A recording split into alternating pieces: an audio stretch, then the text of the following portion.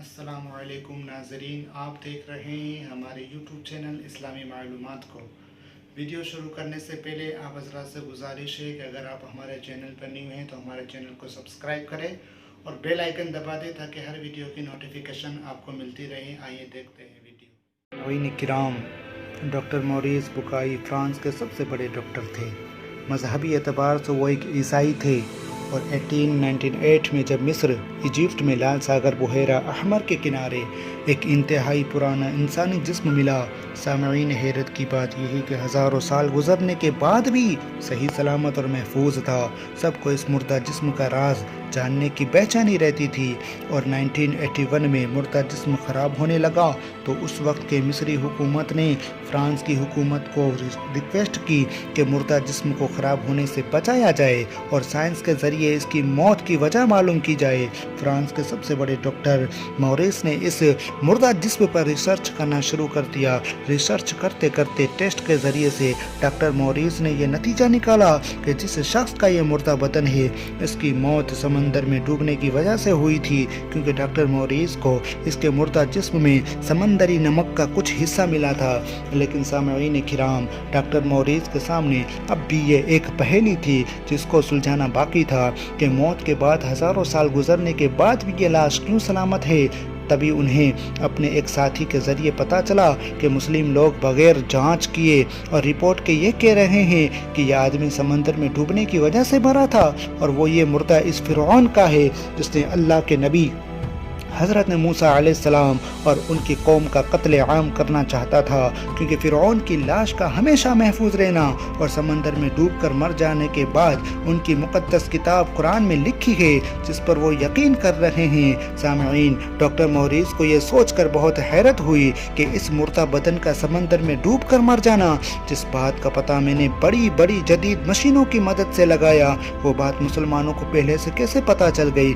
हालांकि मौत के बाद लाश को कई साल गुजर चुके हैं, जिस बात का पता 1981 में से महज 83 साल पहले चला है, तो उनकी मुक़द्दस किताब कुरान में ये बात 1400 साल पहले कैसे लिखी गई है। नाज़रीन, बाइबल की बुनियाद पर भी लाश के मिलने की लोकेशन और साइंसी टेस्ट के बुनियाद पर लाश की तकरीबन 3000 साल की उम्र होने की वजह से डॉक्टर मॉरिस को ये यकीन तो हो रहा था कि ये जिस्म फ़िरौन का ही है।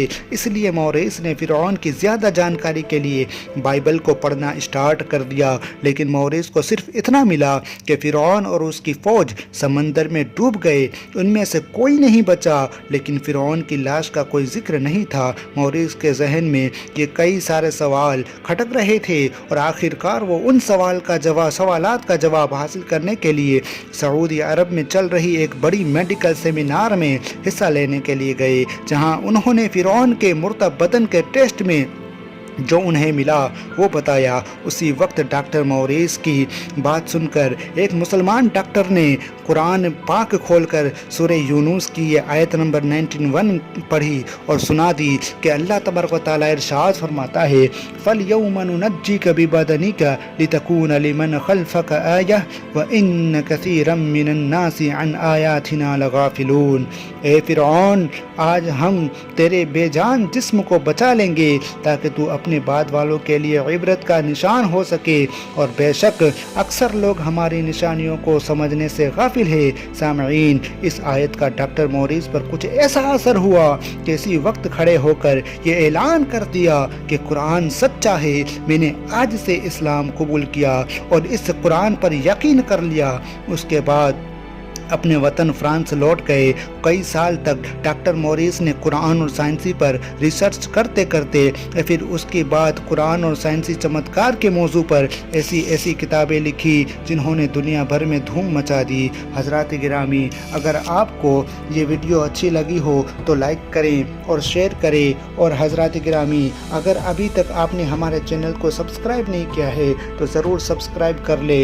एक बार फिर आप हज़रात के सामने इस्लामी मालूमात के साथ हाजिर होंगे। तब तक के लिए अस्सलामु अलैकुम व रहमतुल्लाह।